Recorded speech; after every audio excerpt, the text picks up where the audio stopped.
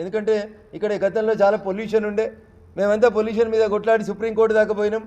ఇలా రిక్రియేషన్కి సంబంధించి ఇన్ని వేల మంది కార్మికులు పనిచేసేటువంటి ఈ ప్రాంతంలో ఓ రామసముద్రం చెరువు కట్టనో, ఓ పటాన్ చెరువు చెరువునో ఒక మినీ ట్యాంక్ బండిగా డెవలప్ చేయడానికి 100% వసతులు అవకాశాలు ఉన్నప్పటికీ కూడా వాటిని రెండింటిని కూడా చేయలేకపోవడం అనేది బాధాకరమైనటువంటి విషయం.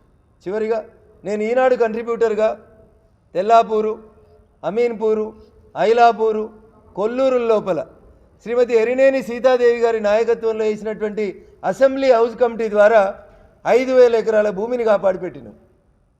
తెల్లాపూర్లో ఐటీ సెజ్ ఇస్తా అని రాజశేఖర రెడ్డి ముఖ్యమంత్రిగా ఉన్నప్పుడు వచ్చి ఒకసారి శిలాపలకం వేసిపోయాను తెల్లాపూర్ సాయిబాబు గుడి దగ్గర. ఆ రోజుల్లో రాజశేఖర రెడ్డి గారు బతికున్నప్పుడే ఎకరా 10 కోట్ల రూపాయలకి వేలంలో పోయింది. ఇలా మరి పొద్దున్న లేస్తే గచ్చిబౌలి అంటారు, కోకాపేట అంటారు, నార్సింగ్ అంటారు. మరి కొల్లూరులో 1000 ఎకరాలు ఉంది, తెల్లాపూర్లో ఒక 1000 ఎకరాలు ఉంది, అమీన్పూర్లో ఒక 1000 ఎకరాలు ఉంది, ఐలాపూర్లో 1200 ఎకరాలు ఉంది. మరి ఎందుకు నిజంగా ఐటీని డెవలప్ చేయాలంటే మాకు ఆల్రెడీ రింగ్ రోడ్ డెవలప్ అయింది, రేపు మాపో RRR రాబోతుంది ఈ ప్రాంతంలోంచి. ఈ ప్రాంతానికి ఒక ఐటీ సెజ్ని తీసుకురాలే. ఆఖరికి ఇక మేడ్చల్ మంత్రి తీసుకుపోయి ఐటీ సెజ్ని ఏం లేని కళ్ళ కోయలో పెట్టుకున్నాడు. కానీ అన్నీ ఉన్నటువంటి పటాన్ చెరువుకి ఒక ఐటీ సెజ్ తీసుకురాలేకపోయినారు. పటాన్ చెరువు ఉంది, అమీన్పూర్ ఉంది, తెల్లాపూర్ ఉంది, కొల్లూరు ఉంది.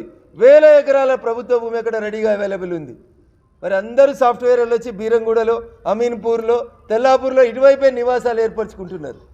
ఒక మెట్రో ఎక్స్టెన్షన్ జరగలే, ఒక MMTS ఎక్స్టెన్షన్ జరగలేదు. 10 ఏళ్లలో ఏం చేసింది బీఆర్ఎస్ అధికారంలో ఉండి, బీఆర్ఎస్ ఎమ్మెల్యే పటాన్ చెరువులో అధికారంలో ఉండి ఏం చేసిరో ఒక్కసారి ప్రజలు ఆలోచించాలి. ఎమ్మెల్యే గారి వ్యాపారాలు ఎట్లా అభివృద్ధి చెందినాయి, గుట్టలు ఎట్లా కరిగిపోయినాయి, కొండలు ఎట్లా కరిగిపోతూ ఉన్నాయి, క్రషర్ల సంఖ్య ఎట్లా పెరిగిపోతూ ఉంది. నేను చెప్పలే ఈ మాట. మొన్న అసెంబ్లీ ఎన్నికలప్పుడు నామినేషన్ వేసేందుకు లకడారం అనే ఊరిలో దగ్గర 300 మంది నామినేషన్ ఎందుకు వచ్చారు. ఎందుకు వచ్చిరని మీ మీడియా మిత్రులు అడిగితే ఏం చెప్పారు? మా ఊరిలో క్రషర్ల సంఖ్య పెరిగిపోయింది, దుమ్ము ధూళి పెరిగిపోయింది. ఈ ఊరిని 10 ఏళ్ళు ఎంపీగా ఉన్న ప్రభాకర్ రెడ్డి అనేట ఆయన దత్తత తీసుకున్నాడు. 10 పైసల పని మా ఊరికి జరగలేదు, కానీ 10 కోట్ల మైనింగ్ డబ్బుల్ని మాత్రం మా ఊరు నుంచి కాంట్రాక్టర్లు దోచుకున్నారు అని చెప్పారు.